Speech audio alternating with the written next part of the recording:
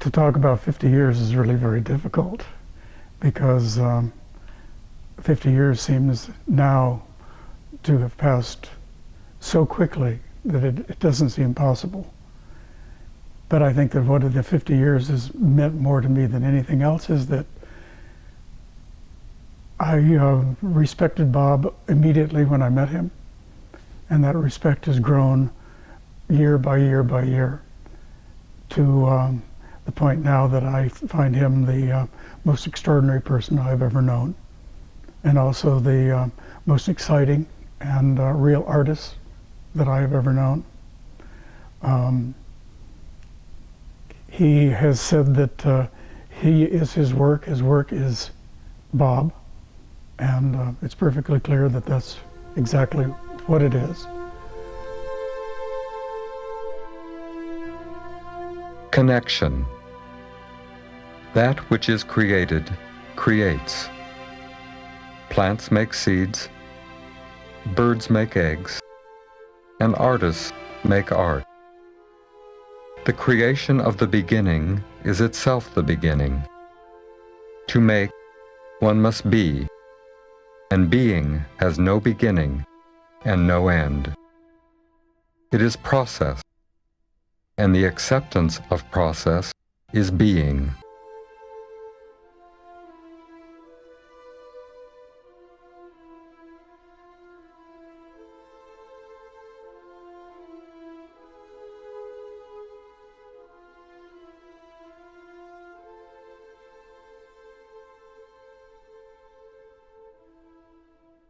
In the myth of Theseus, there was a robber innkeeper on the road to Athens and Eleusis who would invite travelers in, weary travelers, always weary travelers, who would want to rest, who would want to take up the invitation to come into his inn for a night's sleep.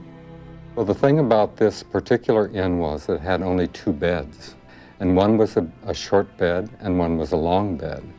So that once you accepted the contract with Procrustes to go in and sleep on his beds, he adjusted you, or the traveler, to the bed, not the bed to the traveler.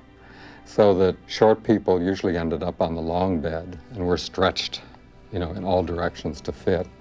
Or they were, larger people were put on the small bed, so they were cut off to trim to the shape of the bed. And I began to think, yes, that's what I've been doing. This is what it's about, the whole idea of conformity, the whole idea of adjusting to something that is already set, that you must cut yourself up for comfort or permit yourself to be trimmed down to fit whatever concepts are given for comfort.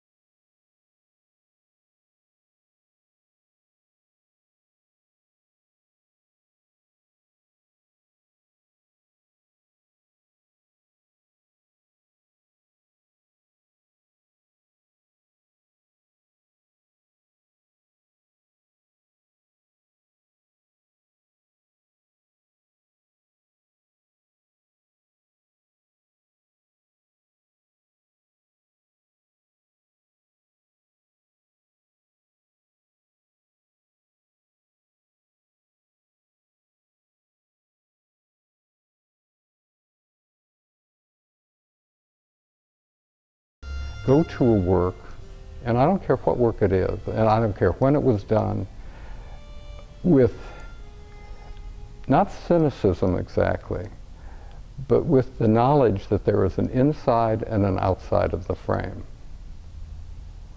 And that means the culture is one thing that lies outside of the frame, and inside of the frame, supposedly, is the art experience. Yeah. But say that now, there was the short bed, and now it has evolved into the long bed because everything is stretched way beyond it. We were talking about the minimalist, so that everything that exists there is outside of the frame. Somehow it has shifted into its gears into putting everything on the long bed of Procrustes, where the audience is almost intimidated into seeing something that really isn't there. Meaning it's stretched out of, everything is stretched to the point where it fits some other program, some other thing that is wanted on the outside. Say, for instance, there is so much now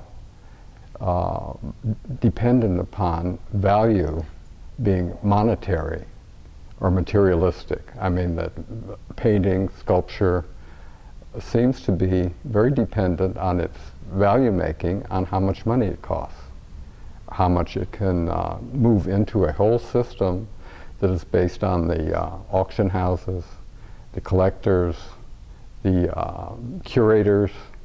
It has actually moved into a whole different bed. It's no longer just a cutting off of the artist, you know, and trimming and making him fit, because an artist can adjust and either just give him the middle finger and say, I'm going my own way, and the whole thing. But now the system is so wrapped, and I mean with an R, not with a W, wrapped, but with an R. It's so wrapped. There's almost, it has an emotional quality of its own, and it's become a very defensive kind of situation. So, and like Procrustes, I mean, because he's fitting. I mean, his whole purpose is to fit people to however he wants to do with the bed. And say with the a lot of the minimalist things, that's how they strike me. I mean, I can only speak as an artist who is not a minimalist. So that, I mean, that's going to have to be dealt with by somebody else. I can't deal with that. I can only deal with my own response to works that are being received the way they're being received, as stretched out beyond their importance, expanded. And that is all coming from outside the frame of the work. And they're usually intellectualizations. And these are done usually by critics, for instance, culture makers of all sorts, like curators, exhibitions, trends. However this is done, the audience is somehow intimidated to imagine something to be there when it really isn't there within the frame. It's put there from outside the frame by culture makers for a reason which only the culture maker knows, really. I mean, it's either there or it isn't, as far as I'm concerned. But for them, they have changed the meaning of art to encompass their activity. I mean, you can define art now as encompassing the whole, this whole stretching of the audience to believe that there's something inside the frame that does not exist there.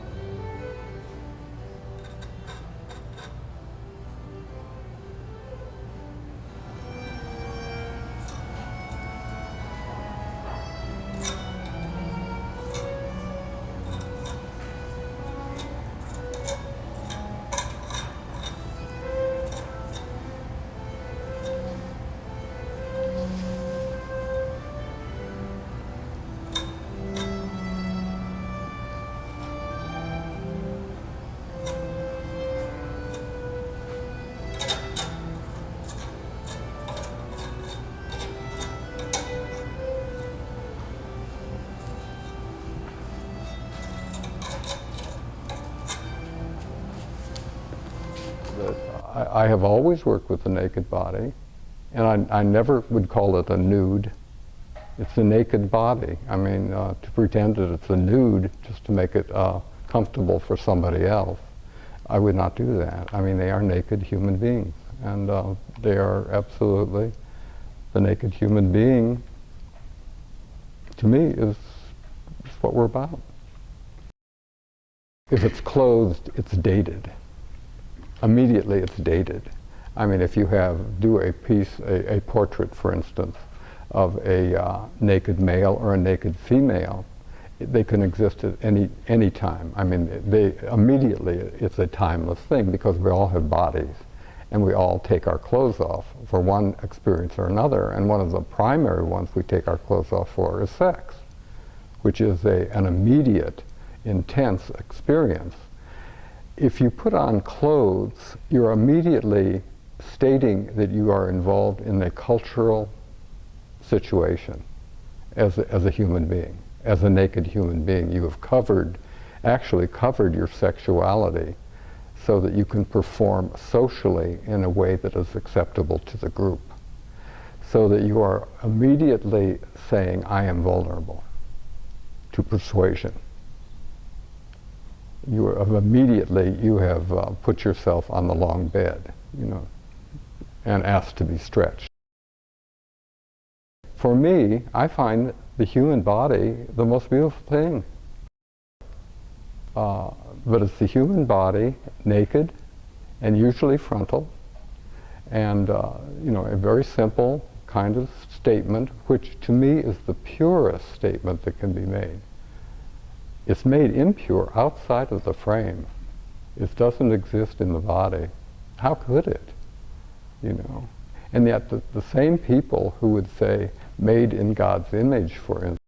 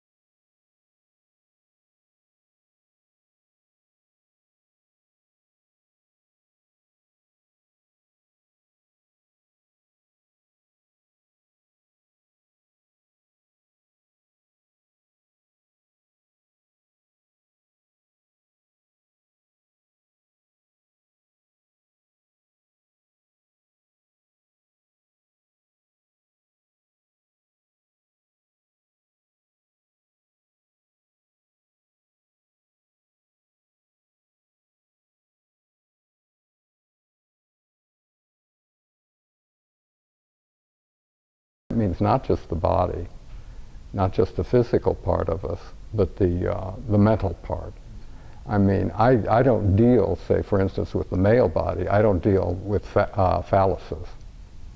They're penises. I mean, there's no question about it in my mind that I'm making a penis. I'm not making a phallus that is symbolic or means something else. It means it's a penis. And with the female, it's it's a vagina. It's not it's not going to, wheat is not going to spurt out of that hole, or corn or anything. I know what's going to spurt out of there, into it and out of it, so that it's, and I don't want to have any of that outside stuff in my work at all. And not because I want to affront any audience at all, because I don't want to even deal with the audience. For me, I don't want an audience, because then you are dealing with the outside of the frame. It's just an automatic thing that happens.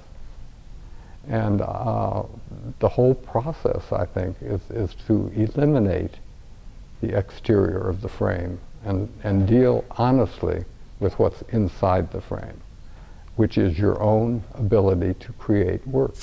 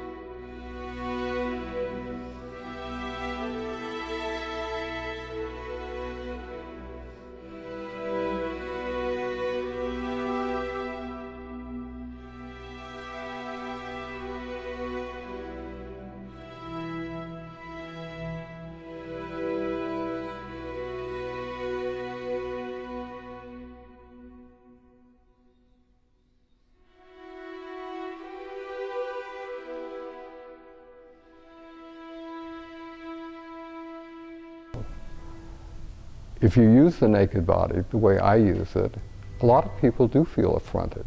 They feel like I am trying to sensationalize something or cause them discomfort. But you know, it's their own discomfort they're feeling. It's not because I'm putting anything from them, because I'm keeping it in the frame. There's no way that you can say that I'm not.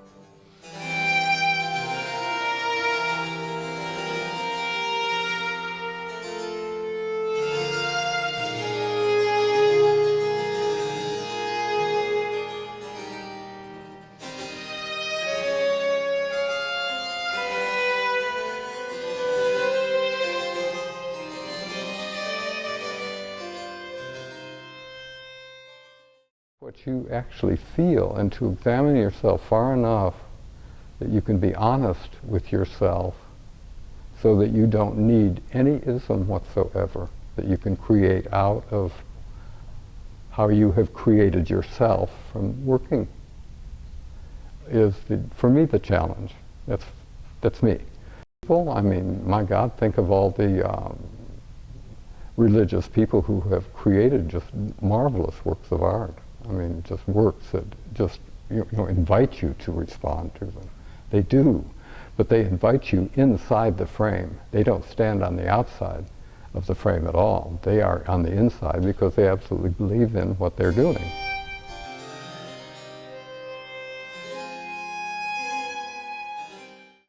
There are the two primary sexes, which are the male and the female.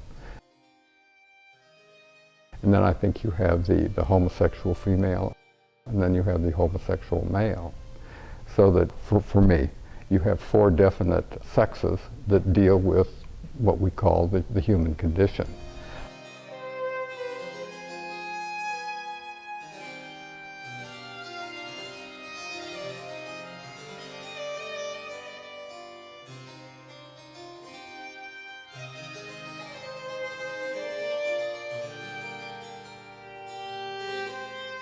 I am a homosexual, so that my lust, for instance, lies toward the male sex. And my love may be for in some other direction. It's a dog, a bird song, my own work. That's reserved for something else. But my lust is definitely homoerotic. I mean, it just is. And for female, in between, the lesbian, for instance, her lust is for the female. I mean, but these are just completely natural. I mean, that's the way it is. For one thing, nature doesn't have a morality. It just is. I mean, and we're part of it just is more than we are some religious thing that decides that you're committing a sin against nature, for instance. So that, yes, and they all have their voices. All four of us have our voices. And I think that they should be respected and listened to, all four of them.